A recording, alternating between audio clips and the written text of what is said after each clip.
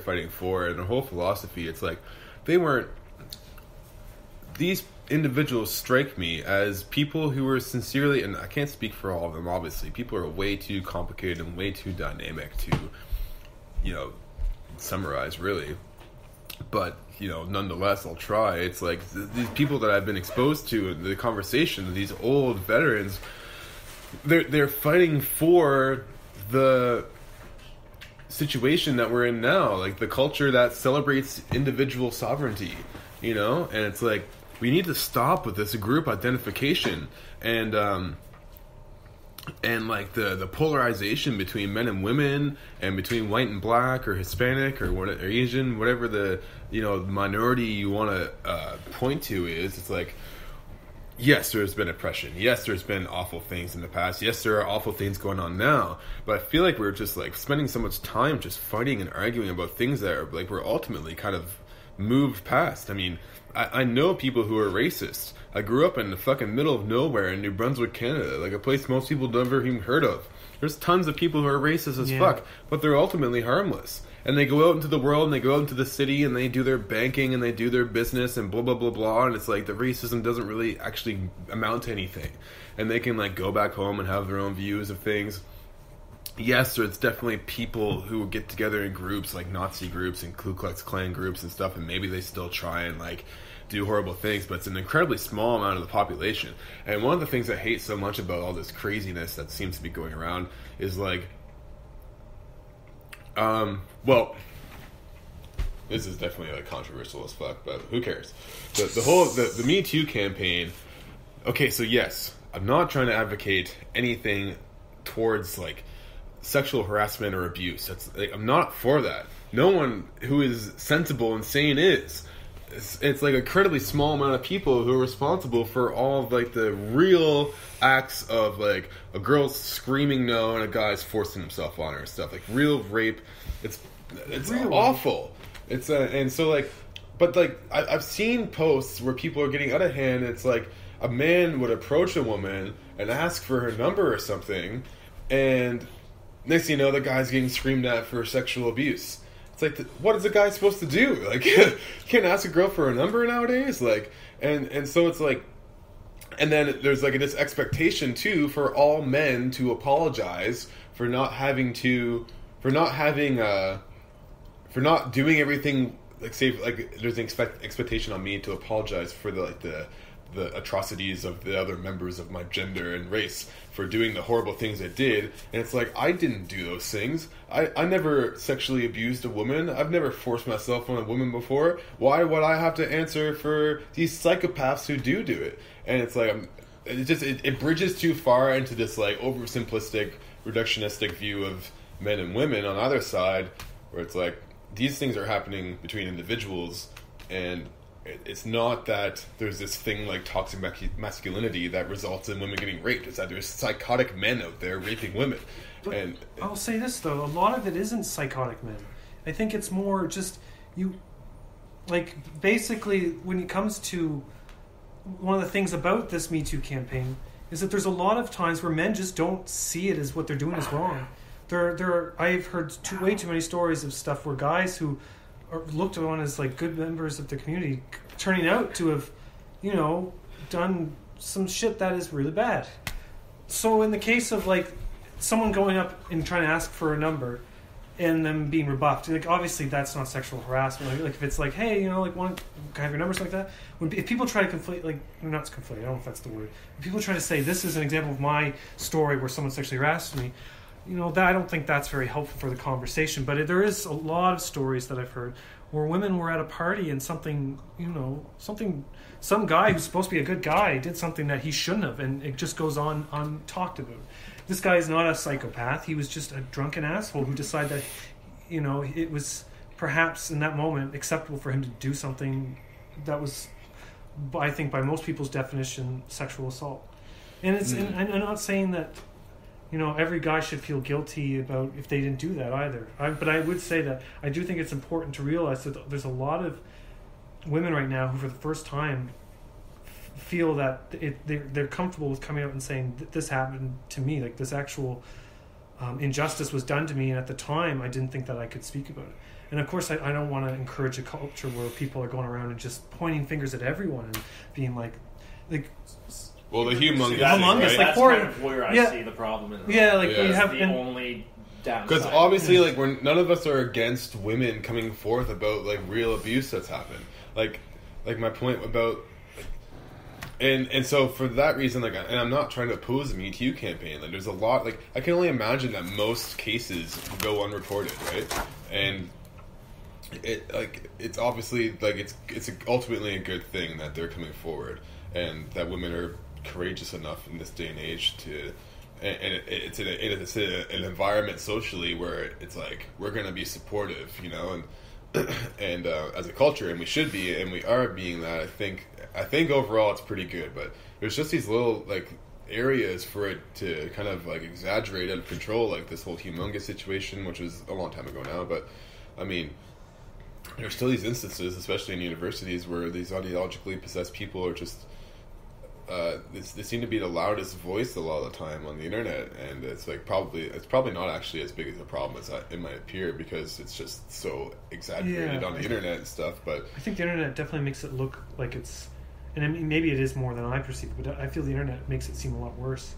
Well, I wonder if the internet's like this crazy microscope on humanity, where like something like this crazy woman, like pretty much everyone is on Humongous's side, I think, right? Majoritarily speaking. Well, I think we're 4-0 in this household, at least. Yeah, it's just so. Oh my goodness. Well, so like I didn't expect it to be even that bad. So, like, well, but the fact that thing went viral, like, yeah, well, for sure. Like, well, that thing went viral. It's because like that's so insane. It just couldn't help but spread and become part of all of our awareness. It's like, wow, that's a fucking insane person. Let's all try and avoid acting like that, please. And we all see that example. And then, like, not paradoxically, but like, just, you know, on the flip side of the coin, the really inspirational good people surface to the top of the internet too. And so, like, the internet's almost just like going to result in just this absolute transparent honesty between people, especially the amount of people who are just broadcasting every minute of their lives on social media. It's like you're just going to become so aware of everyone's private business that there's not going to be any secrets. And so I think part of this too is probably just like a really good natural process of, like, you know, sorting and shifting and like just we're putting microscopes on all like the areas where we need to improve and addressing them, and it's important that we do that with, like, you know, wisdom and maturity and able to like make sure it doesn't go flying off the rails where people like him get attacked. But I also think that's happening. I hate to laugh at it, but I can't get that out of my mind. It's brutal. He's just like so like not at all looking for a confrontation. He's just being silly and.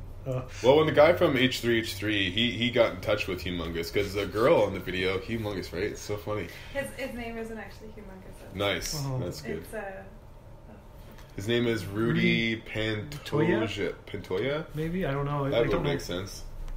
I don't know. Humongous what? Humongous what?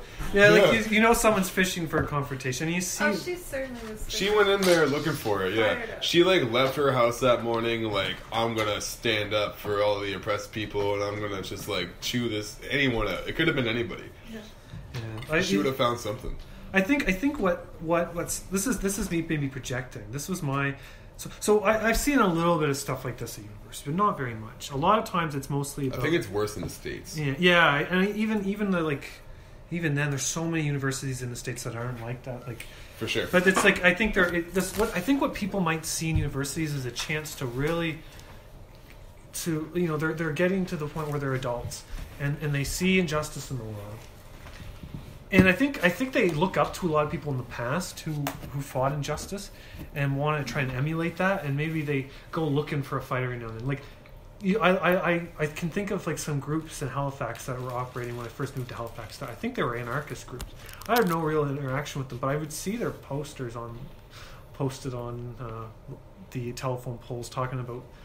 I remember one of them. One of the campaigns was called "Bomb the Suburbs." If there's anyone listening here who can tell me what that was about, if you were one of these people who put up these posters. I went to a party above the Big G one time and I played a show there. Big G. And there was, do you know what the Big G is? It's like a convenience store in the South End. No idea. And there was a party there. My band I was in at the time was playing, and there were these really, I shouldn't say snobby. That's not nice because there's a lot of non-snobby, great people there. There's this group of almost like I think they were anarchists, and they had this poster on the wall or something.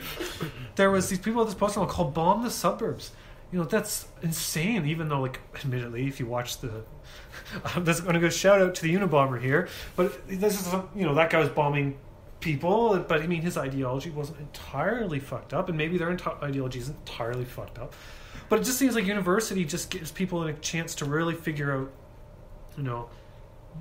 they want to make the world a better place, I think. And maybe they're emulating people that are radical. Radicalism is something that's, I think, is associated with the university a bit. Like, there's this, in the news, I'm maybe you haven't heard this, but there's this student on campus. There's two students on campus who I think kind of self-styled radicals.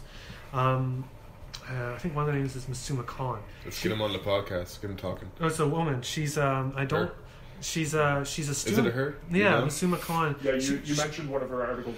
Okay, yeah. She's been super controversial.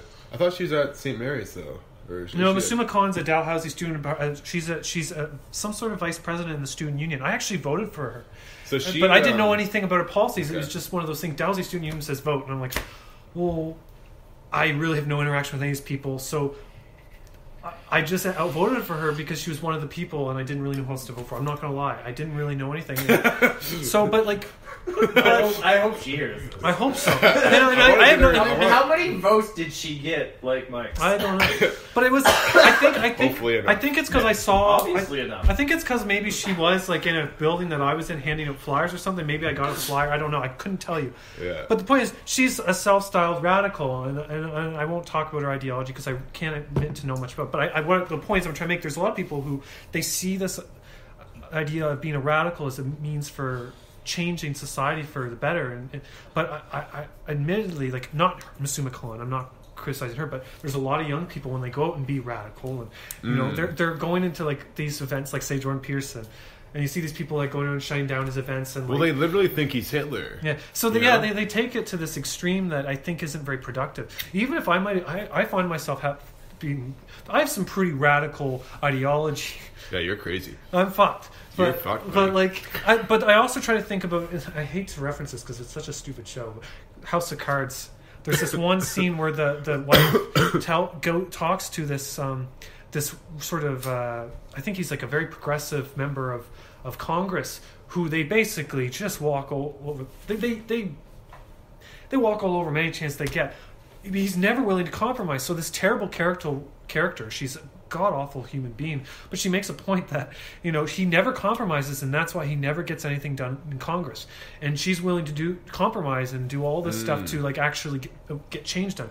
So I'm not saying that about Masuma Khan. I'm just using an example that she calls herself a radical, and I see a lot of other people who seem to like to emulate radicals, and then I think there's this culture where it's looked upon as like virtuous to try and stand up to people. And they're looking for someone to stand up to, maybe? I can't say that for sure. Well, it's like, I'm just going to get a glass of water, but I can... Yeah, fucking help yourself. I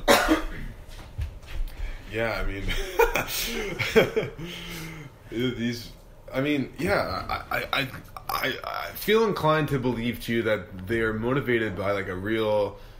Like, I'm sure we can all relate that we want things to be better, and they are really motivated by a deep-rooted... It might even be like in our DNA, things to improve our situation and to move things forward. But this is one of the dangers, and I feel like I'm just always trying to play devil's advocate, and it might get me into trouble because I do think a lot of this stuff is good. I think the amount that people are accepting of each other nowadays is good. I think like the Me Too campaign is good. I think Black Lives Matter is good. Like these movements and this like move towards acceptance and unity and all these things, like they're good, but like as soon as it gets skewed further into like what's like the radical left, I find it's turning into this like you versus me thing, men versus women, like oppressor versus oppressed. It's always this versus situation. It's like until we are able to just like put our differences aside one way or the other, it's like, and a lot of the times certain radicals on that side of things, just the situation isn't actually like that. But I think there is big motivation to have things change. One of the things I would just like to see more of is like a little more gratitude towards the culture we have. Because like women have rights because of our culture being like it is. We have insane technology because of our culture being the way it is. We have like incredible individual sovereignty more than ever before, as far as we can tell through history.